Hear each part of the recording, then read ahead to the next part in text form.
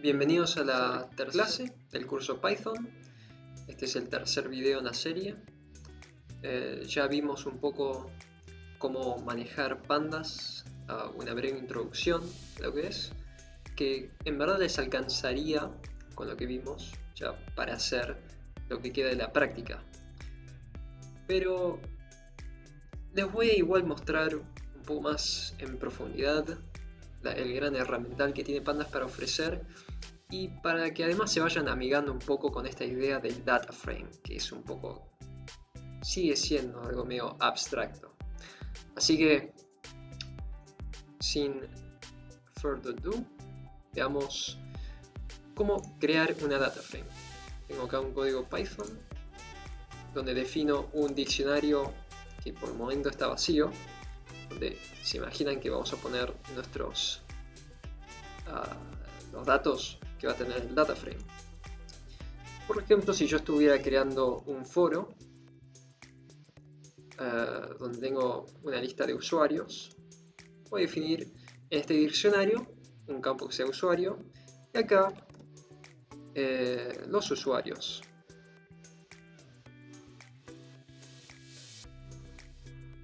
Bueno, me sale la ñ. Y ahí puse una coma porque también voy a definir otra clave que va a ser el password, la contraseña de cada uno de estos usuarios.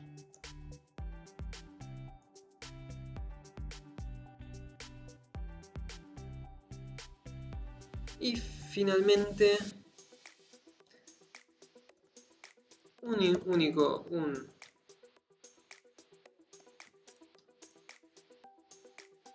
una clave que va a ser random, donde le vamos a meter números al azar. De paso les muestro la librería random, que ya la importé acá arriba como n. Vamos a recorrer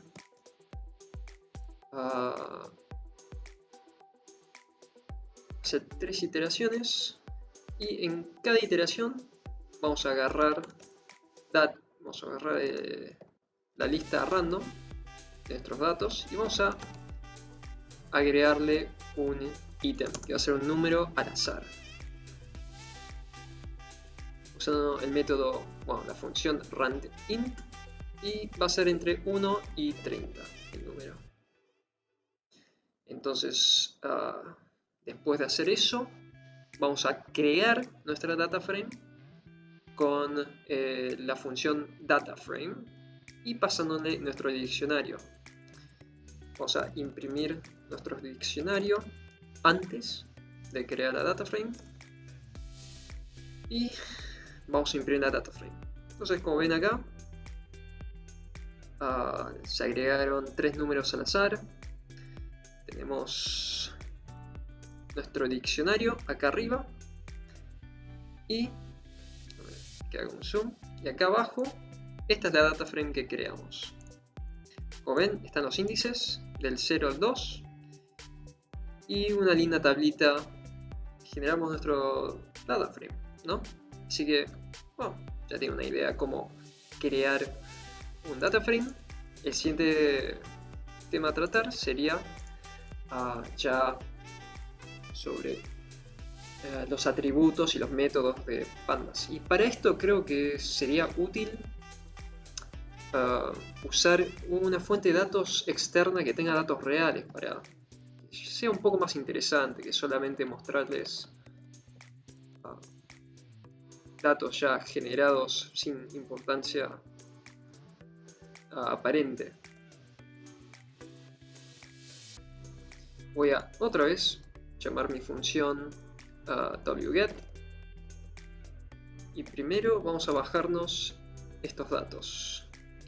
Como ven acá se bajaron los datos y es un lío de números y países, pero está bien, nos vamos a manejar todo con pandas.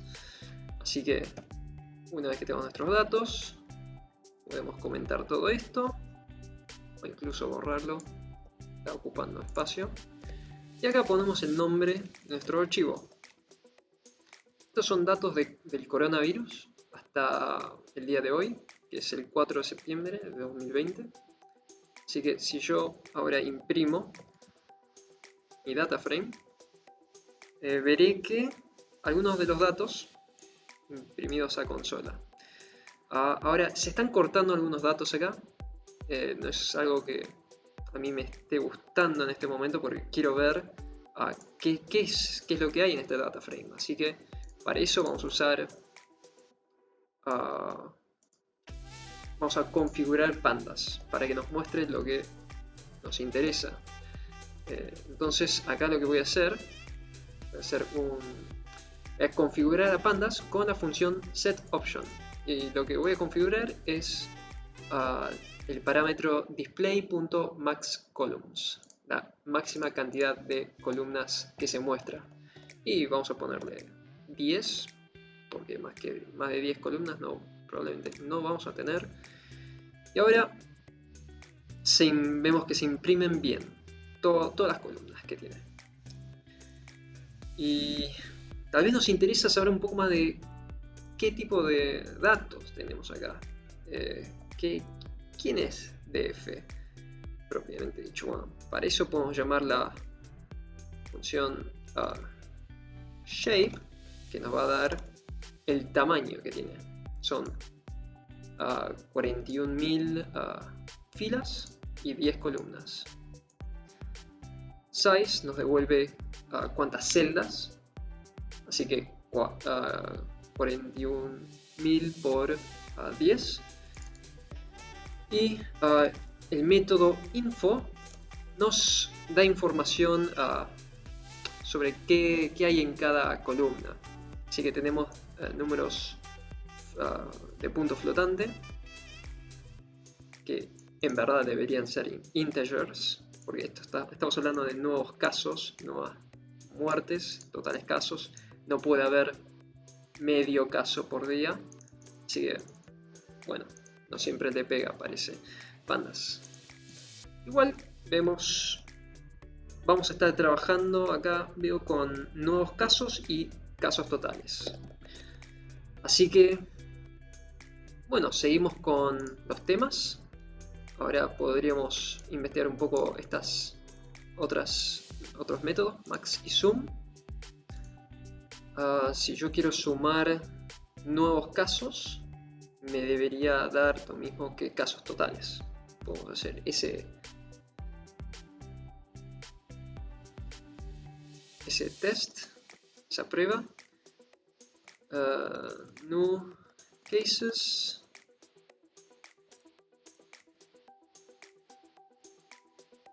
Ahí estoy imprimiendo new cases y total cases. Yo dije que la suma de los nuevos casos debería ser igual al max de los casos totales. Ojalá esto no lo probé. ¿Qué pasó acá? Bueno, tuve que pausar ahí un segundo porque no entendía por qué no daban igual la suma y el máximo, pero era porque el mundo está incluido como una ubicación. Así que es cuando uno suma, está sumando los casos en el mundo y los de todos los países, así que se multiplica por 2. Si uno divide la suma de los nuevos casos por 2, entonces se obtiene el mismo número. Así que bueno, ahí se resolvió eso. Entonces ahí pueden ver el uso de zoom y max. Próximamente hay que ver también la selección. Entonces uno puede hacer selección de ciertas partes del data frame. Esto es muy útil para excluir ciertos datos que uno no quiere tener en cuenta. Por ejemplo, yo podría buscar adentro de mi data frame. Entonces tengan en cuenta que adentro del índice del data frame, adentro de estos corchetes, voy a ingresar a una condición. Entonces buscar en data frame, donde data frame new cases, nuevos casos es igual a df nuevos casos punto max. Entonces esto lo que me va a buscar es la entrada, la fila, donde los nuevos casos sea igual al máximo número de casos. Y como es de esperar, me devuelve la fila para el mundo entero. Entonces, la máxima cantidad de casos en un día ocurrió el 30 de julio del 2020. Ahora, tal vez yo no quiero la mayor cantidad de casos en todo el mundo. Por ahí me interesa en un solo país. Así que lo que puedo hacer es definir mi data frame como la exclusión del mundo. Entonces voy a excluir mi mundo donde data frame location no es igual a world. Y ahí sobreescribo mi data frame con un data frame que no tiene el mundo. Así que voy a excluir el mundo y ahí me devuelve que ayer fue el día con más nuevos casos en India. Bien, entonces esto es para darles una idea de la versatilidad que tiene los data frames en Python. La verdad que es casi un SQL el poder que tiene esto, poder meter adentro de los corchetes del data frame condiciones del estilo este. Si han cursado informática general, pensarán, tal vez pensarán que es parecido. No sé, a mí me parece parecido. Yo últimamente he estado trabajando con SQL, así que me gusta ver esto. Bueno, y creo que con eso ya medio que les di una idea. Acá también podemos concatenar múltiples condiciones, es decir, acá preguntar si los nuevos casos son mayores a 3000 o si df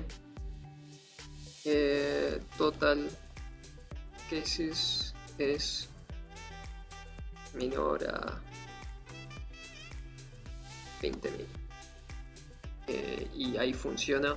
Esto me devuelve los días, o sea, las filas donde los nuevos casos son mayores que 3000, o también incluyendo todas las filas donde los casos totales son mayores a 20.000.